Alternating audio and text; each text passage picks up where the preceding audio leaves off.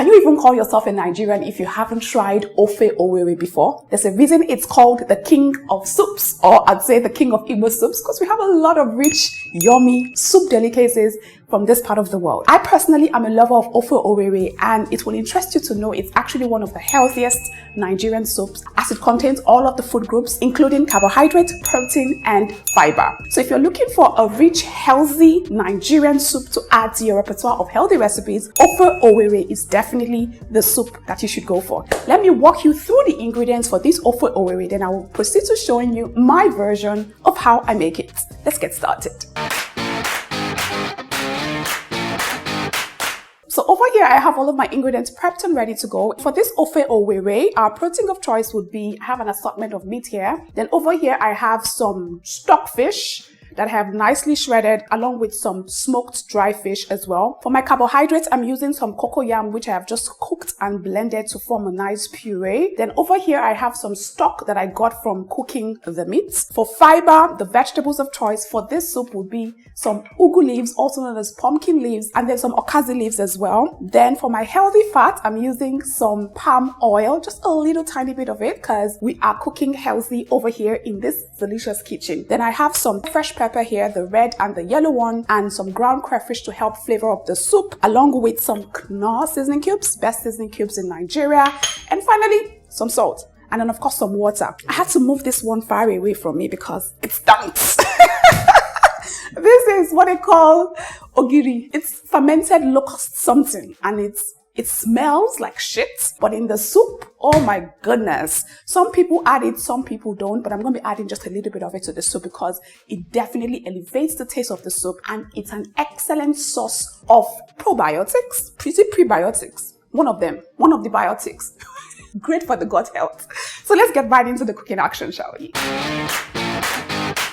Okay, so to get this cooking action on the way, we're going to start with the meat. To cut down on cooking time, I had gone ahead to pre-cook the meat already, and like I said before, it's already fully cooked. So all of the meat pieces will go in. You can use any type of meat of your choice. Goat meat also works wonders with this recipe as well. And then I'm going to go ahead now and also add all of the stock that I got from cooking the meat. Remember, the soup actually begins with you cooking the meat in some stock, and that's how you form the base of this soup. So I'm also just going to add some more water into this to form a perfect base. We're really blessed in Nigeria with very, very healthy soups, and one of the things I believe makes a Nigerian soup unhealthy is when we use a lot of oil to cook the soup. So to make this Ofe Owerri very healthy, I'm going to be using very minimal oil for it, just a little bit. And if you are worried about the color and you still want to achieve that rich, vibrant red color, I know that tatashe is not an addition to this soup, but you can experiment and add some tatashe in the soup as well. Tatashe is actually very, very healthy. And just in case you don't know, it's just chili red bell pepper. So if you want to still achieve that red orangey color, you can add tatashe instead of adding too much oil, or you can use banga extracts. I find that actually works as well, but that will definitely alter the taste of the soup. And then in here as well, I'm going to be adding some freshly chopped peppers. I'll give that a good mix to combine. I think at this point, I'm also going to go ahead and add my stockfish because it needs some time to cook up in the sauce and get a little bit softened. Okay, so that will go in, and then I'll mix this up together to combine. Cover the pot. And I'm going to cook this for 5 minutes until the palm oil and the stock marries well together. So let's get that going, okay? So while that is cooking, I just want to quickly remind you all of our goal for this year on this channel is, apart from us sharing healthy recipes with you all that you can enjoy on your healthy eating journey, it's also very important that you are taking the initiative as well and doing the things that you need to do to maintain a healthy lifestyle. We will do our part, you will do your part. And one of the parts that we are supposed to do is provide you with all of the materials that you need to help you on your healthy eating journey. And one of the materials that we have provided for you, apart from showing you how to make healthy meals, is also creating healthy meal plans. So we have an array of healthy meal plans, from a diabetes meal plan to a low carb meal plan to a weight loss meal plan to a 7-day healthy meal plan to a high protein meal plan. We have all of them. as you can see. So just click the link in the description box down below to check out the array of meal plans and find out which one you need or which one will fit your dietary need or your personal preference. Be on your way, purchase it, download it, and start using it so that you can continue thriving on your healthy eating journey. Okay? Okay, so this is about 5 minutes after. Woohoo! Look at that. The palm oil still needs more time to marry in the pot, but it's looking good so far. So what I'm going to do next at this point is just season it up with some seasoning cubes. I'm using some Knorr seasoning cubes for this. And then I'm also going to be using a lot of crayfish because there is no Igbo soup without a lot of crayfish. So be very generous with that crayfish, okay? And then one of the stars of this dish is the ogiribo. This thing smells, but inside the soup, ooh, it turns the aroma and the flavor of this soup and takes it up a notch. So I'm just going to add a little bit, and then I would also go ahead and add some salt to taste. Throw in all of the fish pieces. So I'm just ensuring that the ogiribo is dissolved in the liquid, and then I'm going to just stir this around to combine everything together. Let me give it a quick taste. Ooh, perfection! I'll cover this up and allow it to just boil up for another 3, 4, 5 minutes. And then I'll come back and I'll show you what to do next, okay? Easy peasy.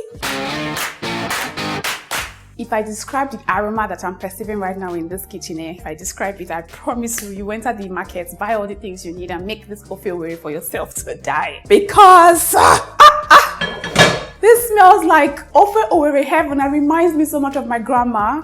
Lots and lots of memories. One day I'll share the memories with you all. But this looks good. Anyways, we're almost there. What I'm going to do next is grab the cocoyam and put it in the soup because it needs some time to cook up, and it will also serve as a thickener for the soup as well. Remember, you can use achi powder or even pounded yam if that's what you have, okay? So I'm just going to put it in gently into the soup in tiny lumps. It will dissolve on its own. Some people like their Ofe Owerri a little bit runny. I like mine not too thick but not too runny. So the consistency that you like is what is going to determine how much cocoyam you put into the soup. Remember, it's just for thickening purposes. So I think this is fine, and I'm just going to cover up the pot and give it another 5 to 10 minutes to dissolve and then cook up. Okay, so we're almost there with this soup. Ooh, look at that goodness. That looks good. The cocoyam has dissolved, but not completely. So I'm just going to stir it in, and then I think we would have to give it a little more time to dissolve completely into the soup. So we need to be very patient at this point so that the cocoyam is properly dissolving into the soup and it's thickening it up, okay? And then I'll cover up the pot and allow it to continue cooking, okay?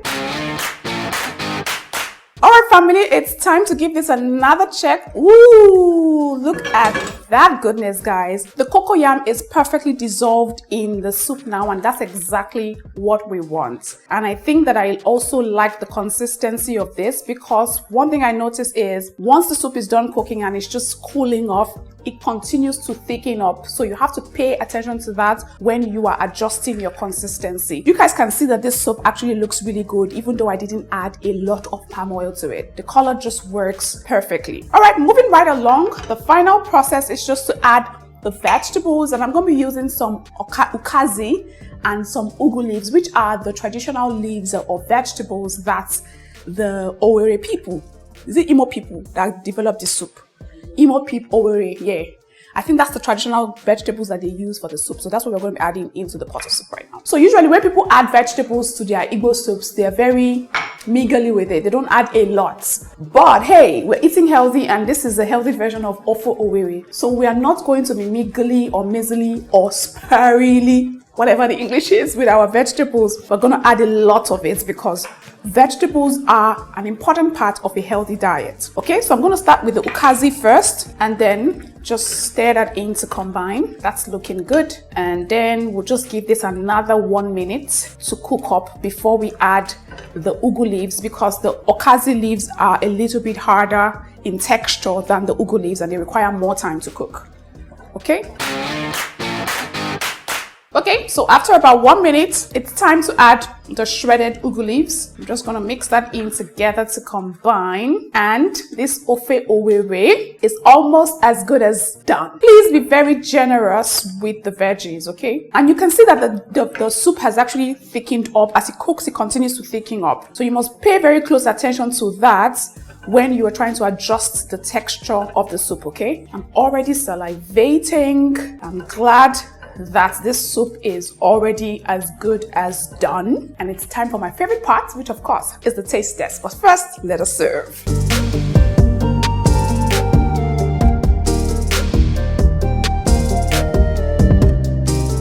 So it's time for my favorite part in the entire cooking process, the taste test.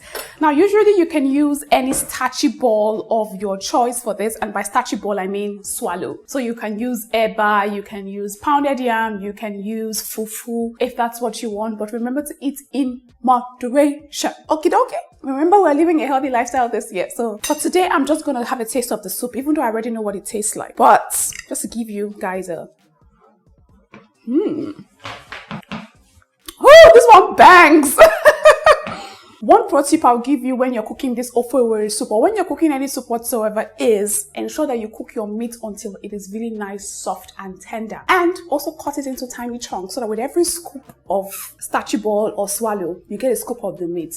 And when your meat is nice and soft and tender, oh my God, it takes the soup eating experience to a whole new level. So that's pretty much all I have for you for today's video. If you were trying out this recipe, let me know in the comment section down below by leaving me a comment. And of course, if you liked what you watched, remember to like and then share with your family and friends so that they too can learn how to make something new as well. Do not forget that we have an array of meal plans that you can choose from to help you on your healthy eating journey. So click the link in the description box down below to take you to where you can access and download the meal plan for yourself today. I'll see you next time with another mouth-watering, delicious, and of course, very healthy recipe. Until then, it's me, the queen of fun and fast cooking, signing out right now. And please continue to live a healthy lifestyle, okay? Bye.